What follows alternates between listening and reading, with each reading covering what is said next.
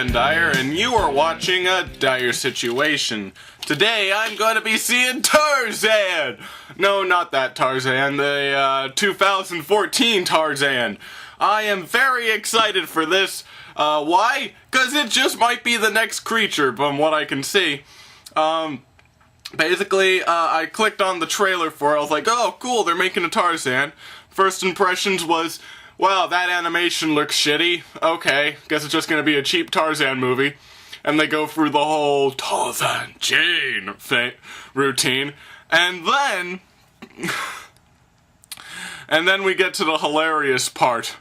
It was something like, we have the evil alien core about to reach Earth, and if it does, it'll cause massive destruction with this evil corporation using it for their to fuel their fiendish purposes. And Tarzan must save them. And it was one of the most hilarious things I ever saw. And I was surprised to learn it wasn't a joke, that they are for real. I don't know. I am hoping that this thing's just gonna go all the way with it, because already I can tell the animation's pretty shitty. But, you know, if it goes all the way, if it goes to creature levels, I can forgive it. Because I love creature. I love it when somebody goes out to make a legitimately good movie and fails so miserably. And I'm hoping that that's what will happen here. I'm hoping that what I'm hoping won't happen is that, like, they actually try. Like, somebody took this and said, okay, I'm gonna try and make this serious, because it won't work. It won't work. It can only be bad or hilariously bad. I'm hoping it's gonna be hilariously bad. Oh, man. I'll let you know how it is. I hope I'm not all laughed out by the time I get to the theater.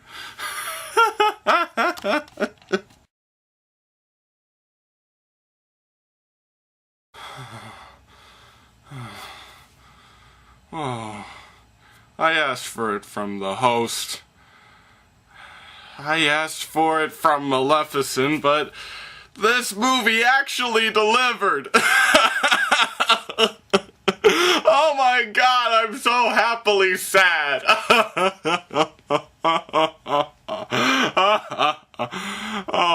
Oh, movie so bad it's good. It actually happened. It actually happened. I asked for it and it happened.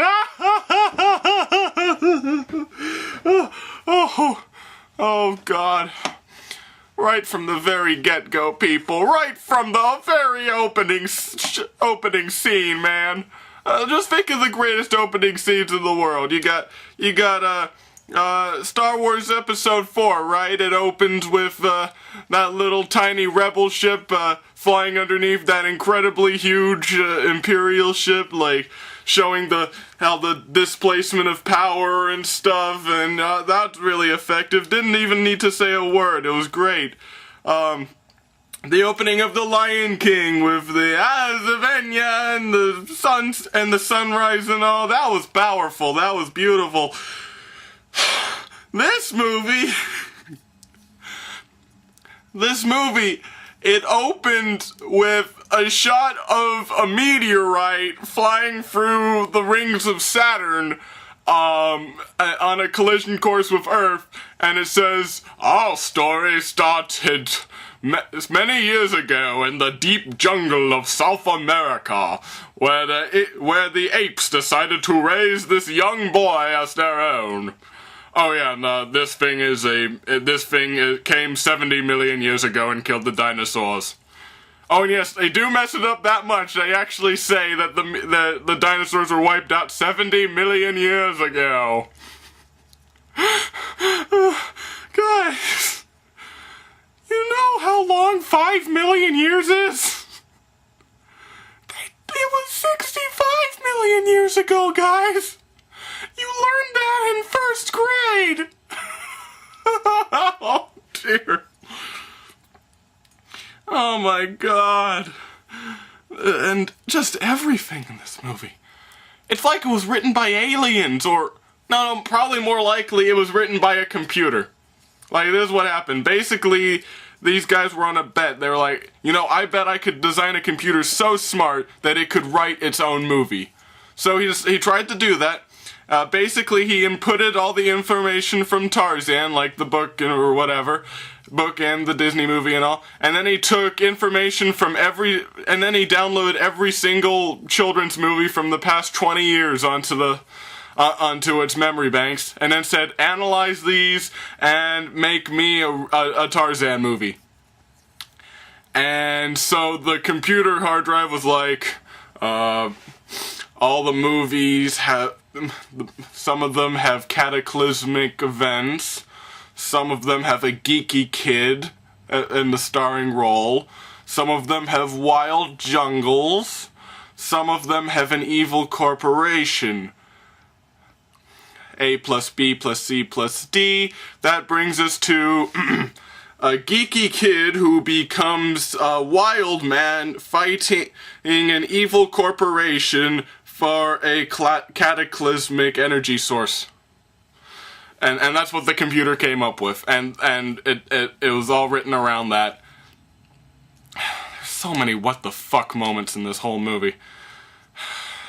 For all those people who did the Rob reviews of Maleficent, if you thought that the narrator in Maleficent got a little on your nerves after a while, like that, because like every 15 minutes or so he'd pike up again, you ain't seen nothing until you seen Tarzan.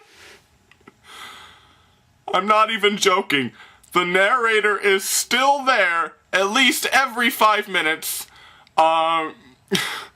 To like 20 all the way to the end of the movie, all the way through.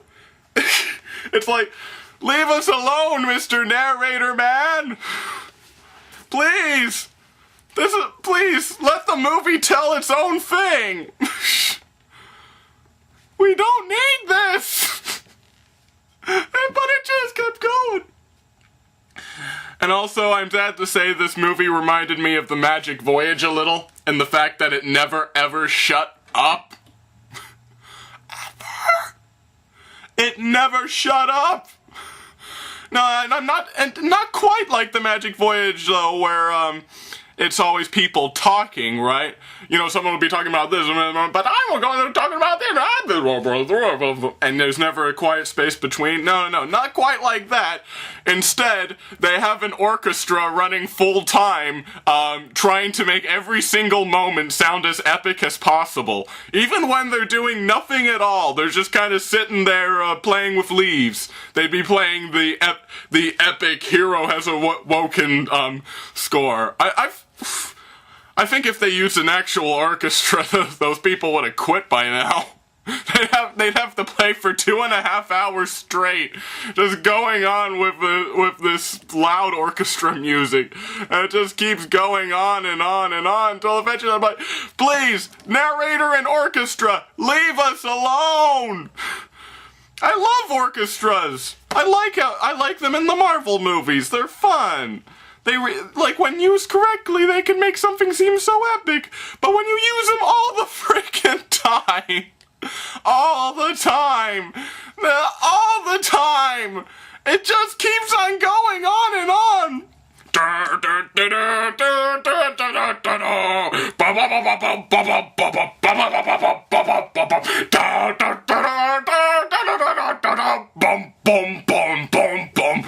Shut up, you stupid orchestra! Jesus Christ! Why won't you shut up?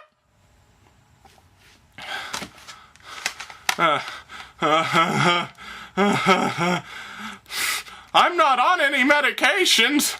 Maybe I should be.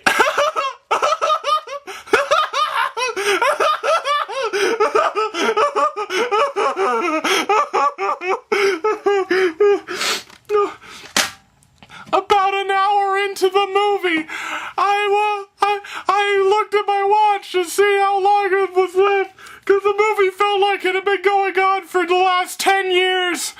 It still had more to go.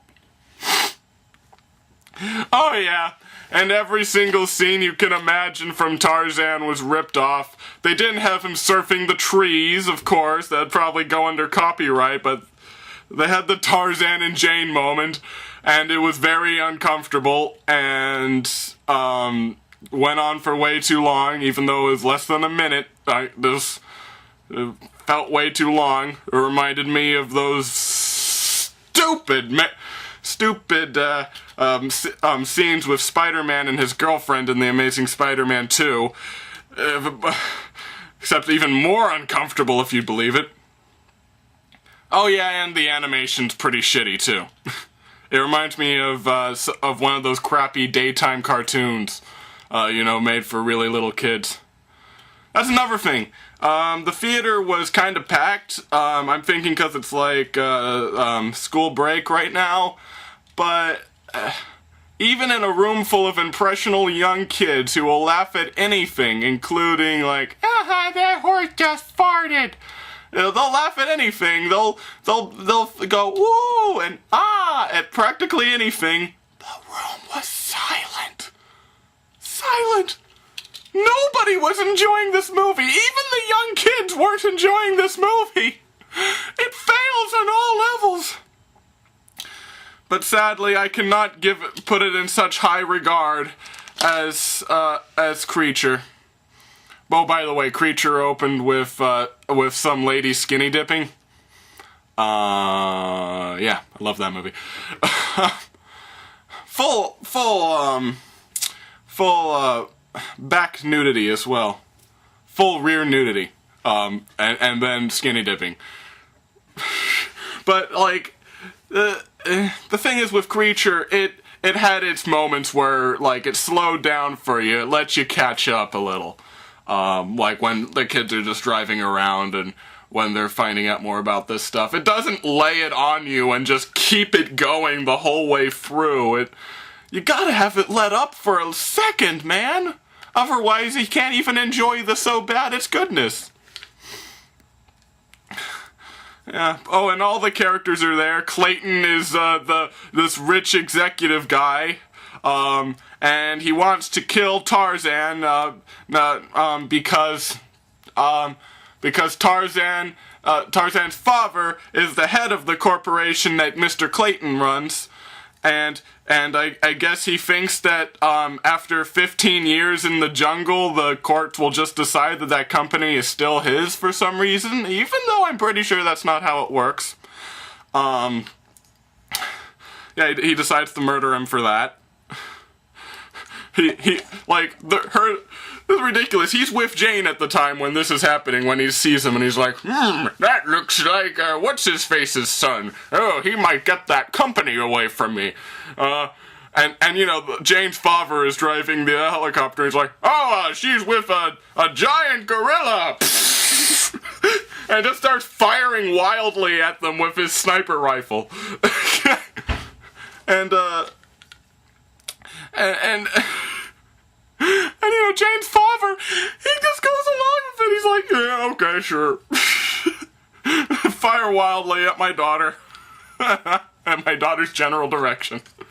Oh yeah, and he did have Stormtrooper syndrome, even though a split second ago he had, like, Tarzan's chest right here.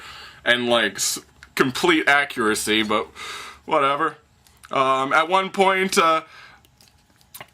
Tarzan's mother gorilla, she got shot, although I could not tell you where, because there was no impact. I'm not saying there wasn't any blood, there was no impact. Her form was completely smooth. There was no sign that she had been wounded in any way. And then she gets revived later, and you're like, oh, so, what, did she just fall over when the gun shot at her? Like, was it out of fear or something? And then at one point they actually capture Tarzan, but instead of just killing him, because there is no reasons to keep him alive, instead they just put him in a box that may as well have been made out of tissue paper. There's so much to talk about. This is gonna be a Chadwick Jones episode, guys. This is too much. This is too much for me to recall in one thing, but I'm gonna try. Yeah, they're after this big energy source. Basically, I guess it's made out of explosive. At the beginning they took off a chunk and it made a volcano. He took off this chunk, right? And his family was all the way back there. They couldn't see what he was doing. And then the volcano started erupting. And when he emerged, the wife asked, "What did you do?" And just think about that. She didn't know that he was down there, like, mining something. She just thought, all she knew was that he was looking around. And yet she assumes that he is responsible for a volcano erupting. An active volcano which they decided to fly over for no particular reason. I tell you, computer, it does not understand people, but you know, it tried to get these certain things in there somehow, and that's what it went with. And at the very end, of course, the villain Clayton was getting away, and Tarzan was like, "Oh, me stop bad corporate man," or whatever. But he was like flying away in the helicopter. So basically, Tarzan picks up this big rock, like bigger than his head, and then with one arm slings it over, like over 200 yards all the way at the helicopter and brings it down.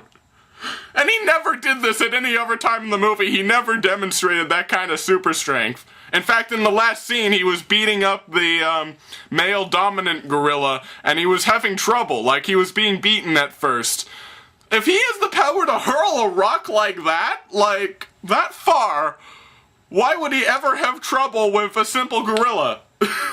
Like, it was ridiculous. It was like something you'd see from one of the Incredibles, you know? Because they're actual superheroes. But Tarzan was just like, "Let me stop you." And it works. It worked.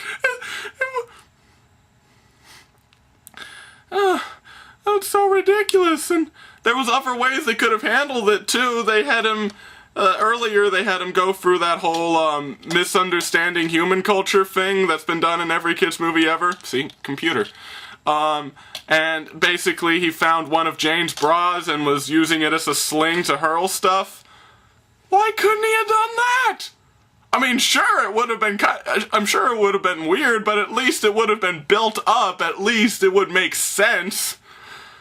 Like, I don't know, maybe he kept it in his back pocket or something as a sling. Why not? Oh yeah, speaking of Tarzan, let's see what you can think of when you think of Tarzan here. Big, strong ape guy. He could take on that cheetah by himself. He could wrestle an alligator, right? Well, in this movie, there isn't much of that kind of Tarzan. There's a little towards the end when he fights that gorilla, but for most of the movie, there is that Tarzan does not exist. Instead, we get Knife. The Knife is the hero of this movie. He finds this knife among his parents' charred remains and is like, "Ooh, shiny knife, me cut myself, ow, me use it now." And it gets them out of every single problem in the movie.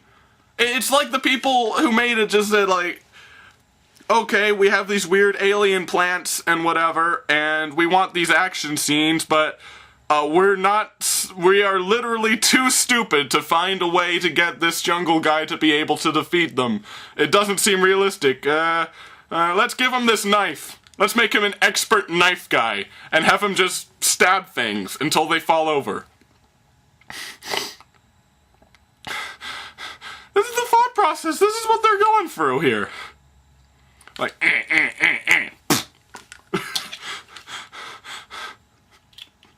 It happens so often. Every single problem is solved by me have knife.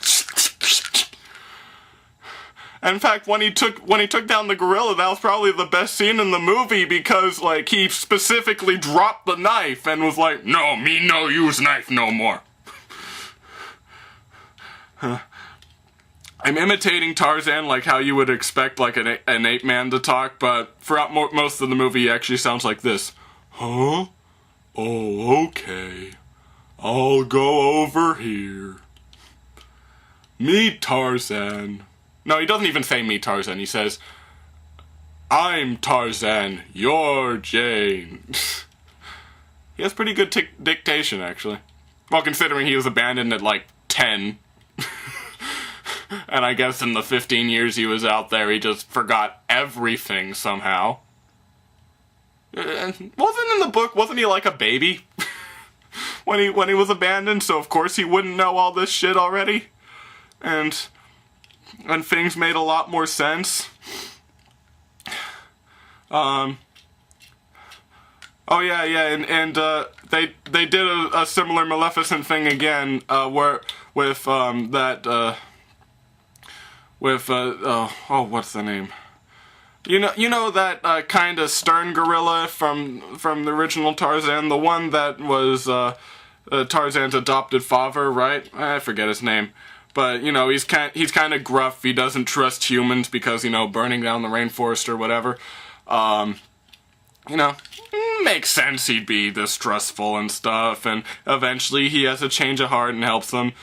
In this movie, he comes over, murders Tarzan's adopted mother's husband, and then kills her son, and is just a one-dimensional villain. I know it's an ape, but really, that one-dimensional. One of the things I'm thankful for, none of the apes talk in this movie. There is no talking animals in this movie, which I am very thankful for. That could have been very bad. No, they keep them not talking, which I solely appreciate. But, oh man, so many things are wrong with this movie. So many things that I just can't list them in this review. I have to do a Chadwick. There's gonna be a Chadwick with this in it. Oh, my chair's about to fall apart.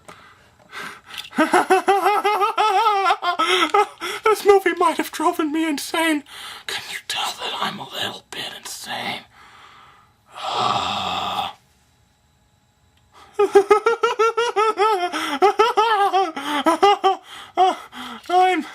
I'm Glenn Dyer, and you are watching a Dyer-Situation.